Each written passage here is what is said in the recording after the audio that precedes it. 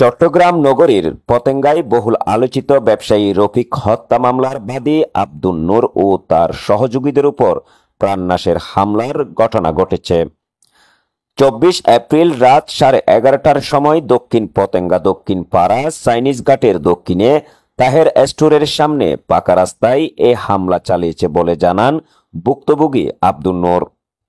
আমার একজনে বাড়ি মারছে, প্রথমে তাহের তালা বিক্রি করছে, দোকান থেকে চুরি আনি চুরি একটাকে মারি দিয়েছে আমার এখানে, মারিছে আমার লক্ত পড়া কিরে এরকম খরচ, তুই নাকি ওদের সাথে অ্যাটাক করে গিয়া গাড়িটাকে ভাঙছিস কি জন্য মা, এই জিজ্ঞেস করতে তুই কথা বেশি করে বলিস না। ভুক্তভোগী আব্দুন নূর আরো অভিযোগ করে বলেন, রফিক হত্যা মামলার বাদী হওয়ার কারণে তার উপর বারবার প্রাণনাশের হুমকি সহ হামলার ঘটনা ঘটেছে। সন্ত্রাসীদের সাথে যোগ দিয়েছেন তার আপন বড় ভাই আফসার প্রকাশ বাবা আফসার। এই হামলার প্রত্যক্ষদর্শী ও আহতরা জানায়, হত্যার উদ্দেশ্যে সন্ত্রাসীরা হামলা করেছিল।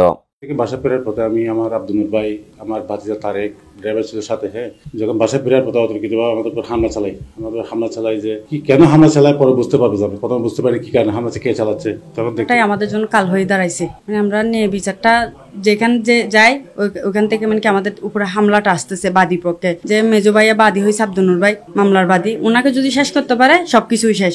এর আগে কয়েকবার আমার ছেলেকে মারছে, তারপরে দ্বিতীয়বার আব্দুল নূর ভাইকে বেশ কয়েকবার হুমকি টুমকি দিয়ে ওনাকেও মারামারি করছে। ছোট ভাই রফিক হত্যার মামলার বাদী হওয়াতে বিভিন্ন জায়গায় আমার উপর হামলা হয়। মাইজগানে কিছুদিন আগে কোর্ট বিল্ডিং এ হয়েছিল, আমি কুতলাইতানে জিডি করছি।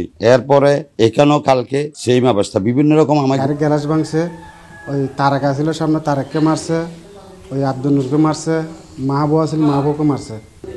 এরা ছিল নুরহুদা, জামশেদ, হৃদয়। দেখি আমাদের উপর অতর্কিতভাবে গাড়ি ভাঙচুর হচ্ছে, আমরা এটা দেখে ভয় পেয়ে গাড়ির মধ্যে আমি কল দিচ্ছিলাম।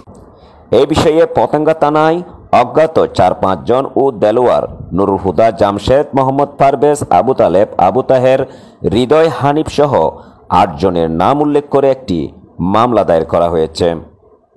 মামলার বিষয়ে পতেঙ্গা থানার ভারপ্রাপ্ত কর্মকর্তা কবিরুল ইসলাম নিশ্চিত করেছেন। নাম প্রকাশে অনিচ্ছুক একাধিক ব্যক্তি জানায়, আফসার ইলিয়াসের সাথে একত্রিত হয়ে রফিক হত্যা মামলার বিচার বন্ধ করতে চায়। আফসারের একটি উদ্দেশ্য রফিকের রেখে যাওয়া সম্পত্তি দখলে নেওয়া। আপন ভাই যখন হত্যাকারীদের পক্ষে, তখন রফিক হত্যার বিচার আলোর মুখ দেখবে কিনা এমন প্রশ্ন এখন চট্টগ্রামবাসীর। মোহাম্মদ এরশাদ চৌধুরী, বাংলা 52 নিউজ, চট্টগ্রাম।